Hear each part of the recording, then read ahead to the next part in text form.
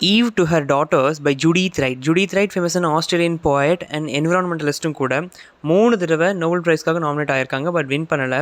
Aboriginal பீப்புளோட ரைட்ஸ்க்காக குரலும் கொடுத்துருக்காங்க. மெட்டீரியலிசம் டிக்ளைன் பண்ணி என்விரான்மெண்ட்டுக்கு சப்போர்ட் பண்ணுற மாதிரி தான் இவங்களுடைய நிறைய ஒர்க்ஸில் சொல்லியிருப்பாங்க. நிறைய சில்ட்ரன் புக்ஸ் எழுதியிருக்காங்க, ஷார்ட் ஸ்டோரிஸ் எழுதியிருக்காங்க. சில ஃபேமஸான போயம் கலெக்ஷன்ஸ் பார்த்தோம் அப்படின்னா தி மூவிங் இமேஜிங்கிற ஒரு ஃபேமஸான poetry collection, woman to man அப்படிங்கிற இன்னொரு ஃபேமஸான போய்ட்ரி கலெக்ஷன். என்னோட ஃபேமஸான போய்ட்ரி கலெக்ஷன்ஸ்.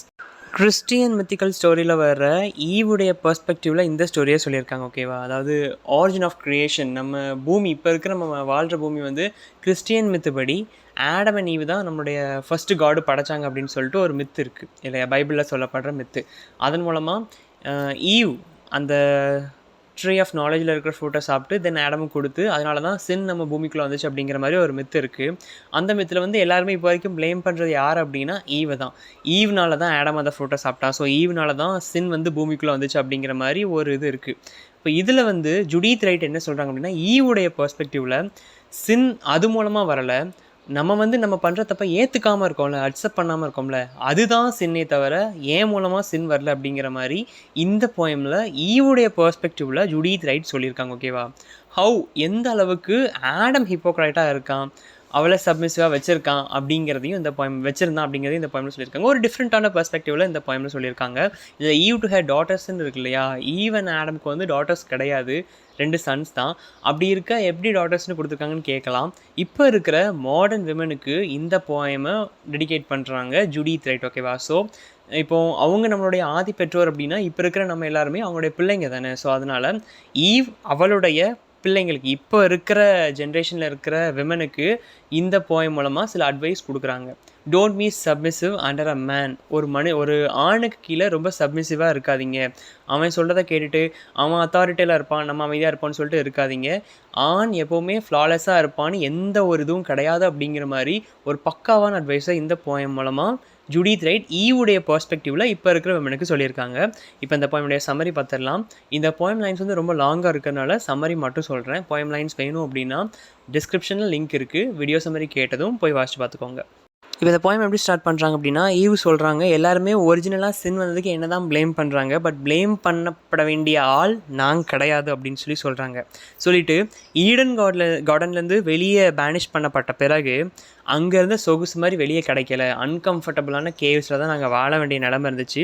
ஈடன்லேருந்து வெளியே வந்த பிறகு லைஃப் வந்து ரொம்ப ஹார்டாக இருந்துச்சு. பசி தென் சர்வைவ் பண்ணவே ரொம்ப கஷ்டமாக இருந்துச்சு. ஏன்னா ஈடன் கார்டனில் வந்து நம்ம பைபிளில் நம்ம வாசிக்க கேட்டிருப்போம், அங்கே எல்லா விதமான வளங்களுமே கொட்டி கிடக்கும். எல்லா மரங்களும் இருக்கும், தென் செடி தென் மிருகங்கள் எல்லாமே இருக்கும். அதாவது பைபிளே சொல்லியிருப்பாங்க, மனுஷன் வாழ்றதுக்கு தேவையான எல்லா இதையும் வச்சு கடவுள் அந்த ஈடன் கார்டனை படைச்சார் அப்படிங்கிற மாதிரி. அப்படி இருக்க இது எல்லாத்தையும் விட்டுட்டு இப்போ வெளியே வந்த பிறகு பசி, தூக்கம் இல்லாமல் ஒழுங்காக சர்வைவ் பண்ண முடியாமல் ரொம்ப கஷ்டப்படுறாங்க ஆடம் அண்ட் ஈவ். ஓகேவா? தென் ஆடம் அண்ட் ஈவுக்கு 2 பசங்களும் உண்டு, Abel and coin. Abel and coin தமிழில் சொல்லுவாங்க. 2 பசங்களும் இருக்காங்க. அந்த 2 பசங்களையும் பார்த்துக்கணும். எல்லாத்தையும் ஈவ் தான் மேனேஜ் பண்ணிகிட்ருக்காங்க. கஷ்டமாக தான் இருக்குது அவங்களுக்கு லைஃப்பை லீட் பண்ணி கொண்டு போகிறது. அப்படி இருந்தும் அன்ஹாப்பியாக இருக்கிறத வெளியே காட்டாமல் ஹாப்பியாக இருக்கிற மாதிரி எல்லாத்தையும் மேனேஜ் பண்ணி நல்லா ஒரு ஃபேமிலி ரன் பண்ணிகிட்ருக்காங்க ஈவ். ஆடமை தான் ஃபாலோ பண்ணுறாங்க. ஆடம்க்கு ரொம்பவே லாயலாக இருக்காங்க. அவங்களுடைய ஃபேட்டை ஈவ் அக்செப்ட் பண்ணிக்கிட்டாங்க. அதனால தான் அவங்களால லைஃப்பை ஒழுங்காக லீட் பண்ணி கொண்டு போக முடியுது. பட் ஆடம் அந்த ஃபேட்டை அக்செப்ட் பண்ணலை. காட் தனக்கு கொடுத்த பனிஷ்மெண்ட்டை அக்செப்ட் பண்ணாமல் அதை பற்றியே முழுக்க யோசிச்சுட்டு இருக்கான். நான் ஏன் எக்ஸ்பெல் பண்ணப்படணும்னா, அப்படி என்ன தப்பு பண்ணிட்டேன் அப்படின்னு சொல்லிட்டு ஆடம் ரிப்பீட்டடாக அதை மட்டுமே யோசிச்சுக்கிட்டு இருக்கான். பட் ஈவ் அப்படி யோசிக்காமல் நான் தப்பு பண்ணேன், அதுக்கான தண்டனை கிடச்சிருச்சு, நான் அதை ஏற்றுக்கிட்டு தான் அவனு சொல்லிட்டு அட்மிட்ஸ் த ட்ரபிள்ஸ், அதை ஏற்றுக்கிட்டு அவங்க வாழ ஆரம்பிச்சுக்கிட்டாங்க. பட் ஆடம் அப்படி ஏற்றுக்கிட்டு வாழலை. அவன் முழுக்க அதுலேயே அப்சஸ்டாக இருக்கான், எப்படி என்ன வெளியே அனுப்பினா அப்படின்னு சொல்லிட்டு. ஆடம் என்ன நினைக்கிறான் அப்படின்னா, காட் என்னை ஏமாத்திட்டாரு, தேவையில்லாமல் அன்ஃபேராக என்ன பனிஷ் பண்ணிட்டார் அப்படிங்கிற மாதிரி அவன் நினச்சிக்கிறான்.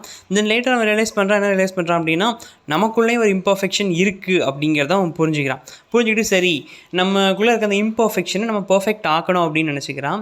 இந்த எக்ஸ்பல்ஷனுக்கு அப்புறம் ஈடனுக்கு வெளியே இருக்கிற வேர்ல்டே வந்து ரொம்ப இம்பர்ஃபெக்டாக தான் இருக்குது. ஓகேவா? ஈடன் கார்டன் வந்து ரொம்ப பர்ஃபெக்டாக இருக்கும், பட் அவுட்டர் ஈடன் ரொம்ப இம்பர்ஃபெக்டாக தான் இருக்குது. பேரடைஸ் மாதிரிலாம் இல்லை. அவங்க என்ஜாய் பண்ண பேரடைஸ் வெளியே இல்லை. நேச்சருமே வந்து ரொம்ப அன்பிரடிக்டபுளாக இருக்குது. எப்போ எது வரும், எப்போ புயல், சூறாவளி, காற்று இதெல்லாம் வரும்னு அவங்களால ப்ரெடிக்ட் பண்ண முடியல. அப்படியே அன்பிரடிக்டபுளாக தான் நேச்சர் வெளியே சீசன்ஸும் இருக்குது. ஓகேவா? இப்போ ஆடம்க்கு என்ன நிலைமை அப்படின்னா, அவன் வேலை பார்த்து சம்பாதிச்சு குடும்பத்தை காப்பாற்றணும் அப்படிங்கிற நிலைமை. ஸோ ஒர்க் பண்ணியே ஆகணும், சர்வைவ் பண்ணுறதுக்கு ஒர்க் பண்ணியே ஆகணும். அதனால அவன் அன்ஹாப்பியாக இருக்கான். ஏன்னா ஈடன் கார்டனுக்குள்ளே எந்த ஒரு ஒர்க் பண்ண வேண்டிய அவசியமே இல்லை, எல்லா வளங்களும் நிறைஞ்சு இருக்கும். பட் இப்போ அவன் ஒர்க் பண்ணணும் அப்படிங்கிறனால ரொம்ப அன்ஹாப்பியாக இருக்கான். அது மட்டும் இல்லாமல் ஈவ் பண்ணுற குக்கிங்கையும் ரொம்ப கம்ப்ளைண்ட் பண்ணுறான், நீ இதை பண்ணுற அதை பண்ணுன்னு சொல்லிட்டு அவனை ரொம்ப திட்ட ஆரம்பிக்கிறான். ஈவ் என்ன சொல்கிறா அப்படின்னா, என்னால் ஹெவன் லெவலுக்கு கம்பீட் பண்ண முடியாது. ஹெவன் லெவலுக்குன்னா அங்கே பாரடைஸில் அந்த ஈடன் கார்டனுக்குள்ளே கிடைச்ச அளவுக்கு டெலிஷியஸாக எல்லாத்தையும் ப்ரெசென்ட் பண்ண முடியுமான்னு கேட்டால் முடியாது.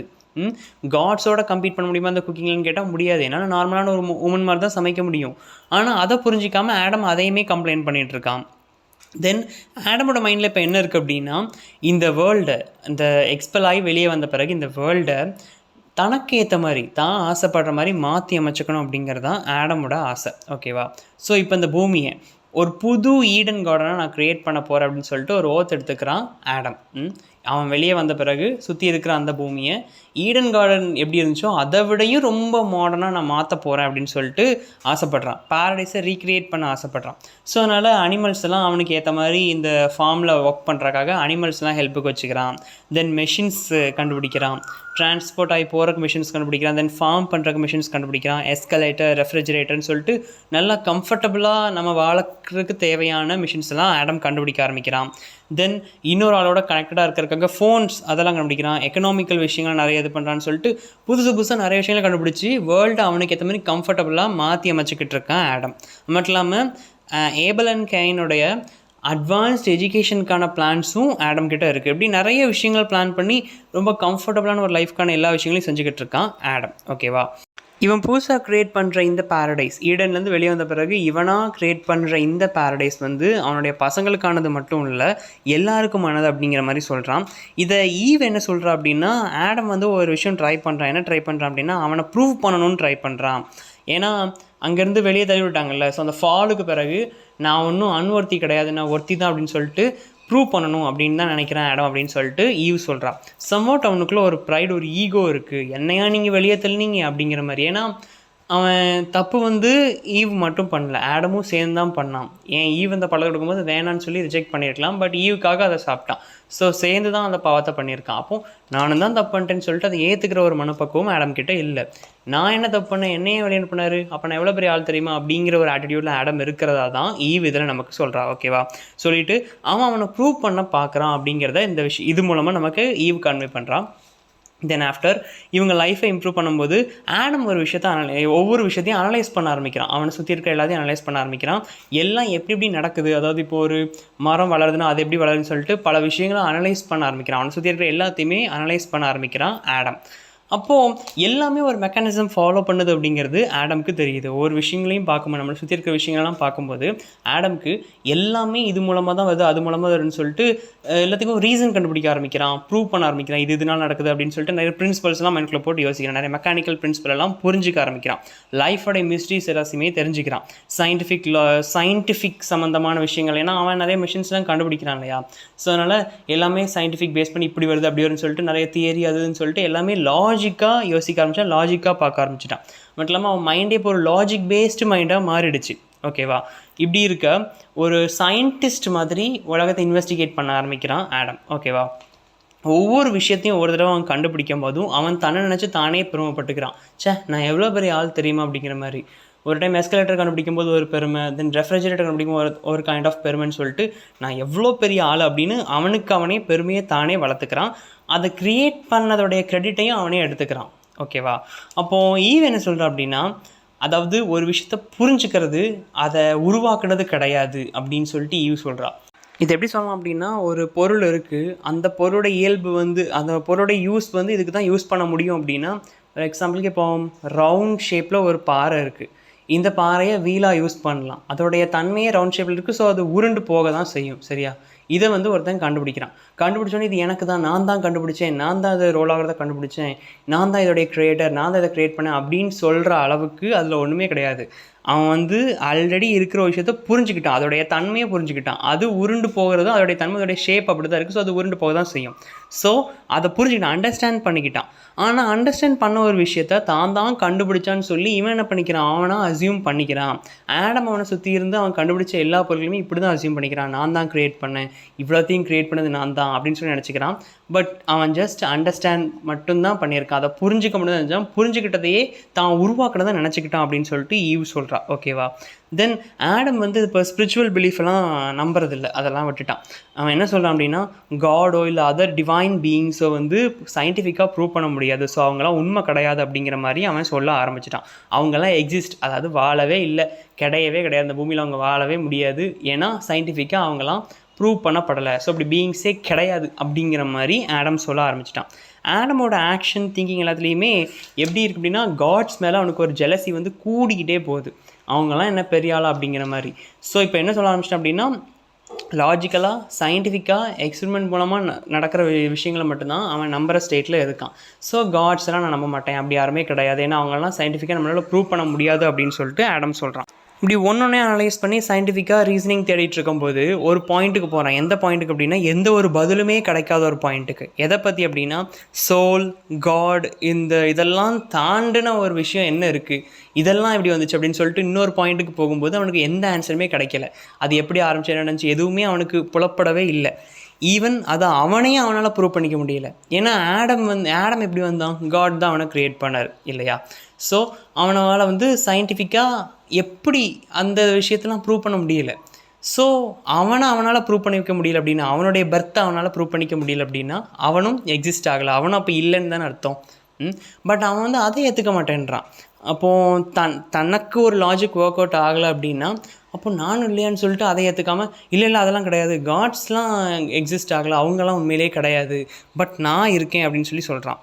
லாஜிக்கலாக அவனுடைய லாஜிக்கை அவனுக்கே அப்ளை பண்ணி பார்க்கும்போது அவனே எப்படி வந்தான் அப்படிங்கிறது ஒரு கொஷின் மார்க்காக தான் இருக்குது. பட் அவன் அதை ஏற்றுக்க மறுக்கிறான். காட்ஸ் அண்ட் அதர் டிவைன் பீயிங்ஸை வந்து ஏன் ஏற்றுக்க மாட்டேன்னு சொன்னான் அப்படின்னா, சயின்டிஃபிக்காக அவங்களுடைய இருப்பு வந்து ப்ரூவ் பண்ண முடியாது அப்படிங்கிறது தான். பட் இவனுடைய பிறப்பு, இவனுடைய இருப்புமே வந்து சயின்டிஃபிக்காக அப்படி இப்படின்னு ஒரு பாயிண்ட்டுக்கு மேலே யோசிக்கும் போது ப்ரூவ் பண்ண முடியலை. பட் அவன் அதை ஏற்றுக்க மாட்டேங்கான். பட் காட்ஸுக்கு ஒரு நியாயம், இவனுக்கு ஒரு நியாயம் அப்படிங்கிற மாதிரி. அவங்களும் சயின்டிஃபிக்காக ப்ரூவ் பண்ண முடியல, ஸோ அவங்களாம் கிடையாது, அதெல்லாம் பொய்ன்னு சொல்கிறான். பட் அவனை ப்ரூவ் பண்ண முடியலன்னா அதை ஏற்றுக்க மாட்டேன்றான் அப்படிங்கிறதையும் ஈவ் சொல்கிறான். ஸோ சம்வாட் ஒரு செல்ஃப் சென்டர்ட் பிஹேவியர் தான் ஆடம் கிட்ட இருக்குது அப்படின்னு சொல்லிட்டு ஈவ் சொல்லிட்டு அந்த இப்போ மாடர்ன் வேர்ல்டில் தான் ஈவ் வாழ்ந்துக்கிட்டு இருக்கா ஆடம் கூட இல்லையா? எல்லா விதமான ஃபெசிலிட்டிஸும் இருக்குது, அவங்க பிள்ளைங்களுக்கு படிக்கிற வசதி, எஸ்கலேட்டர், ரெஃப்ரிஜரேட்டர்னு சொல்லிட்டு எல்லா விதமான மாடர்ன் ஃபெசிலிட்டிஸும் இருக்குது. ஆனால் அவள் அந்த பழைய வாழ்க்கையை நினச்சி பார்க்கா. ஈவ் கேவுக்குள்ளே வாழ்ந்த பழைய வாழ்க்கை இப்போ இருக்கிற இந்த மாடர்ன் இதை விடவும் அந்த கேவு தான் எனக்கு நல்லா இருந்த மாதிரி ஒரு ஃபீல் இருந்துச்சு. அது ப்ரிமிட்டிவாக இருந்தாலும் அதுதான் ரொம்ப நல்லா இருந்த ஒரு ஃபீல் கொடுத்துச்சு அப்படிங்கிற மாதிரி சொல்கிறா. ஏன்னா பொல்யூஷன் கிடையாது, நியூக்ளியர் டேஞ்சர் கிடையாது, மாடர்ன் டிஸ்ட்ரக்ஷன், எந்த ஒரு இந்த மாடர்னிட்டி அப்படின்னாலே அது மூலமாக நிறைய டேஞ்சர்ஸ் தான் எங்களுக்கு வந்திருக்கு. ஸோ இந்த ப்ராப்ளம் ட்ரபிள்ஸ் எல்லாமே இல்லாமல் நான் வாழ்ந்தது அந்த கேவ் வாழ்க்கை தான் அப்படிங்கிற மாதிரி சொல்லிட்டு இப்போ அவருடைய டாட்டர்ஸ்க்கு, அதாவது இப்போ இருக்கிற மாடர்ன் விமனுக்கான அட்வைஸை ஈவ் டெலிவர் பண்ணுறா. என்ன சொல்கிறா அப்படின்னா, ரெஸ்பான்சிபிலிட்டியை நீங்கள் எடுத்துக்கணும் டாட்டர்ஸ் அப்படின்னு சொல்கிறா. எப்படின்னா, ஒரு இனிமே வர ஒரு ஜென்ரேஷனை லீட் பண்ணி போகிறது விமனாக இருக்கணும், லீட் பண்ணி கொண்டு போய் ஒரு சேஃபான ஜென்ரேஷனை வழி நடத்தணும். அது வந்து யார் கையில் அத்தாரிட்டி இருந்தால் தான் நடக்கும், விமன் கையில் இருந்தால் மட்டும் தான் நடக்கும், பெண்கள் கையில் இருந்தால் மட்டும் தான் நடக்கும் அப்படிங்கிற மாதிரி சொல்கிறா. தென் இன்னொன்று என்ன பயப்படுறா அப்படின்னா, என்னுடைய வீக்னஸை நீங்கள் இன்ஹெரிட் பண்ணுவீங்க. ஏன்னா தாயோட இது வந்து பிள்ளைங்களுக்கு இன்ஹெரிட் ஆகும் இல்லையா? ஏதாவது சில குணாதிசயங்கள் பிள்ளைங்களுக்கு வரும். அப்படி இருக்க என்னுடைய வீக்னஸ் என்ன அப்படின்னா சப்மிசிவ்னஸ், அதாவது அப்படியே அத்தாரிட்டியில் இருக்கிறவங்க சொல்கிறத கேட்டுட்டு அவங்கள ஃபாலோ பண்ணுறது. இவ யாரை ஃபாலோ பண்ணுறா? ஆடமை பிளைண்டாக ஃபாலோ பண்ணுறா. ஸோ என்ன சொல்கிறா அப்படின்னா, இந்த இது உங்களுக்கும் வரும், பட் நீங்கள் வந்து அப்படி பண்ணாதீங்க. ஏன்னா சப்மிசிவ்னஸ் எதில் கொண்டு விடும் அப்படின்னா டிஸ்ட்ரக்ஷனில் தான் கொண்டு விடும். நான் ஆடமை முட்டாத்தனமாக ஃபாலோ பண்ணுறதுனால நிறையா ட்ராஜடி தான் எனக்கு நடக்குமே தவிர நல்லது நடக்காது. ஸோ நீங்கள் சப்மிசிவாக இருக்காதீங்க அப்படிங்கிற மாதிரி ஒரு விஷயத்தையும் ஈவ் சொல்கிறா. தென் அடுத்து ஈவ் என்ன சொல்கிறான் அப்படின்னா, ஆடம் கிட்ட இருக்கிற ஒரு பெரிய மேஜர் மிஸ்டேக்கை சொல்கிறா. அதாவது ஃப்ளா, தப்பு அப்படிங்கிறது எல்லா விதமான ஆட்கள்கிட்டையும் இருக்கிறதா, எல்லா பீயிங்ஸ்கிட்டையும் இருக்கிறதா. ஈவ் வந்து ஏபல் அண்ட் காயினை வச்சு நமக்கு இதை சொல்கிறேன் அப்படின்னா, காயின் கிட்ட இருந்த ஜெலசி தான் ஏபல் சாவருக்கு ரீசன் இல்லையா? ஸோ ஃப்ளா ஒரு பர்சன்ட் இருக்குன்னா அது ட்ராஜடியில் தான் லீட் பண்ணி கொண்டு போய் விடும். ஸோ ஃப்ளா இல்லாமல் ஒரு பர்சன் இருக்கணும், ஆனால் ஃப்ளா இல்லாமல் யாராலையும் வாழ முடியாது அப்படின்னு சொல்லிட்டு ஈவ் ஸ்ட்ராங்காக சொல்லிட்டு என்னுடைய ஸ்டோரி ஆடம் அண்ட் ஈவ், இந்த ஸ்டோரி மூலமாகவே என்ன விஷயம் கன்வே ஆகும் அப்படின்னா, ஃப்ளா, தப்பு எப்படி ஒரு மனுஷனுடைய வாழ்க்கையை மாற்றுது அப்படிங்கிறத நீங்கள் நல்லாவே தெரிஞ்சுக்கலாம். ஒரு சின்ன தப்பு எப்படி மொத்த விஷயத்தையும் புரட்டி போடுது அப்படிங்கிறத எங்கள் ஸ்டோரி மூலமாகவே தெரிஞ்சுக்கலாம் அப்படின்னு சொல்லிட்டு ஈவ் சொல்லிட்டு உண்மை என்ன அப்படின்னா, ஃபால்ட், ஒரு மனுஷன் மட்டும் தப்பு தான் அவனை டிஃபைன் பண்ணுது. மற்ற ஸ்பிரிச்சுவல் பீயிங்ஸ் வந்து சயின்டிஃபிக்காக நம்மளால் ப்ரூவ் பண்ண முடியாது, ஃபீல் பண்ண முடியாதுன்னு வச்சுக்கோமே. ஆனால் நம்ம பண்ணுற தப்புகள் எல்லாத்தையுமே நம்ம கண்ணால் பார்க்க முடியும், அதை உணர முடியும், அதை ப்ரூவ் பண்ணவும் முடியும். ஆனால் இது அந்த தப்புகள் மூலம் எனக்கு கான்ஃப்ளிக்ட்டும் வருது. ஆனால் இதை போய் ஆடம் கிட்ட சொல்லி இதெல்லாம் இருக்குதுப்பா, தப்புகளை நம்மளால உணர முடியும், ஸோ தப்பு பண்ணாதன்னு சொல்லிலாம் சொன்னால் அவன் கேட்பானான்னு கேட்டால் கண்டிப்பாக அதை ஏற்றுக்கவே மாட்டான். நான் ஒரு சஜஷன் கொடுக்கேன்னா அதை கண்டிப்பாக அவன் ஏற்றுக்கவே மாட்டான். ஸோ அவன்கிட்ட இதை சொல்ல வேண்டியது நமக்கு கிடையாது. அவன் அவனே காடாக பார்க்குறான். ஆடம் தன்னைத்தானே ஒரு காடாக பார்க்கான். அந்தளவுக்கு அவனுக்கு ஒரு ஈகோ உள்ளே இருக்குது.